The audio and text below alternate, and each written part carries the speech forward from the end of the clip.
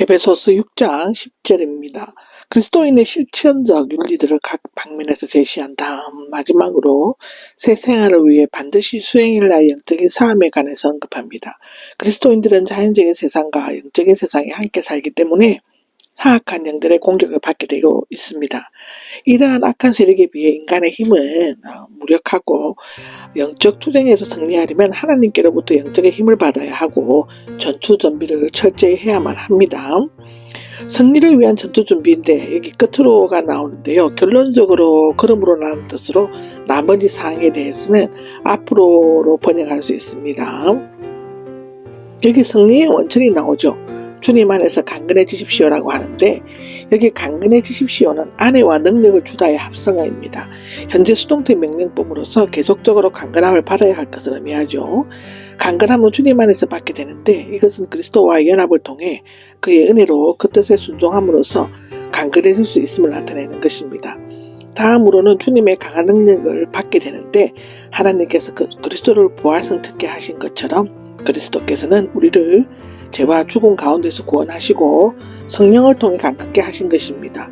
그리스도인들은 마귀의 세력과 투쟁할 때 즉 간적으로 그리고 계속적으로 그리스도의 능력을 받아야만 승리할 수 있다고 하는 것입니다.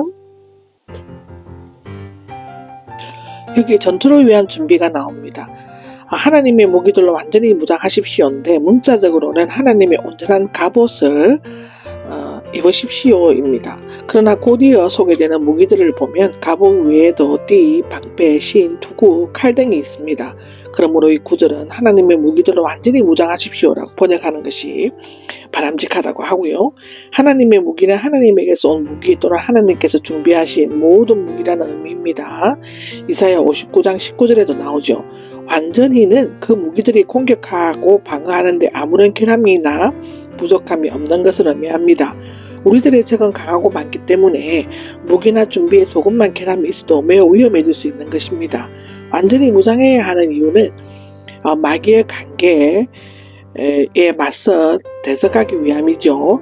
일찍이 하와를 유혹했던 간사하고 교활한 마귀는 성도들의 실수와 약점을 뱀처럼 교묘하게 찾아낸 후에 사자처럼 잔인하게 공격하며 넘어뜨리려고 했다는 것입니다. 맞서 싸우는 대상인데요. 혈과육이 맞서 싸우는 대상이 됐는데 던지다 흔들리다에서 비롯되었습니다. 두 사람이 맞붙어 던져도 누르는 일종의 격투기를 의미하고 치열한 싸움이나 전투를 나타내었죠. 성도들이 맞서 싸워야 할 대상은 혈과육이나 세상을 지배하는 인간을 조종하는 마귀인 것이죠. 사탄의 세계를 엄밀히 구별하는 것은 사실상 불가능합니다. 왜냐하면 사탄과 그 부하들은 수시로 자신의 정체를 바꾸고 유혹의 방법도 변경시키기 때문이죠. 여기에서 크게 네 가지가 소개되고 있습니다.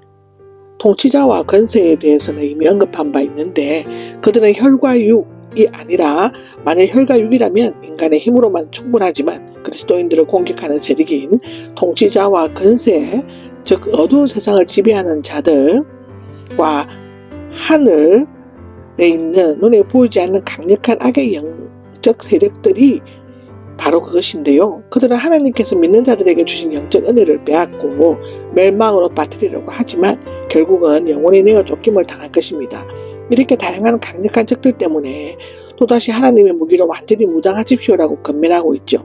계속해서 완전히 무장해야 하는 목적이 언급되고 있는 것입니다. 그것은 악한 날,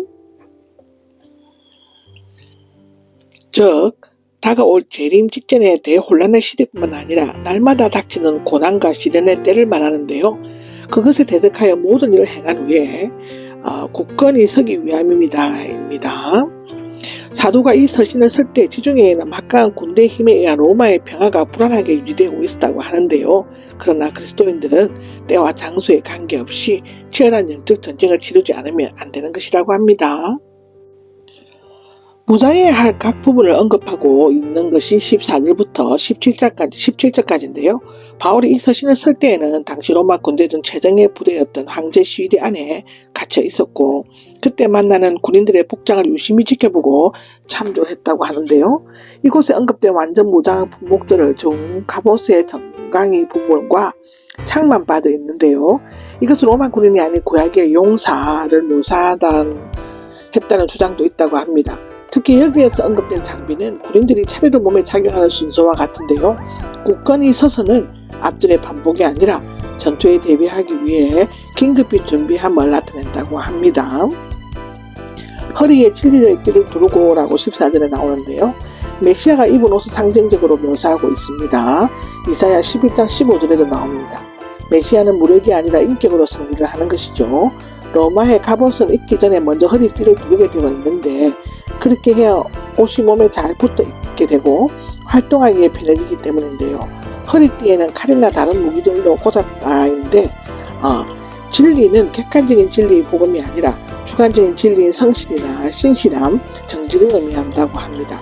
거짓된 사탄의 관계를 깨뜨리기 위해 믿는 자들은 성실과 정직으로 허리를 단단히 졸라매어야 한다고 시편 51장 6절, 이사야 11장 5절, 에베소서 4장 15절, 25절에는 기록되어져 있죠. 의의 가슴바지를 붙이십시오 라고 하는데요. 가슴바지는 흉배, 목에서 허벅다리까지를 가리키는데 생명의 가장 중요한 부분인 가슴과 심장, 배를 보호하였고 새나 꿀이 굳은 가죽등으로 만들었습니다. 의는 하나님의 은혜와 회심을 얻어지는 진리가 아니라 성도의 삶에 나타나는 그리스도를 성화시키는 의 또는 율법의 원칙에 충성되게 그리고 올바르게 행동하는 것을 의미합니다. 성도들의 의로운 삶은 사단의 공격으로부터 가장 중요한 영적 생명을 가져다 준다는 것입니다. 이사야 59장 17절에 나오죠.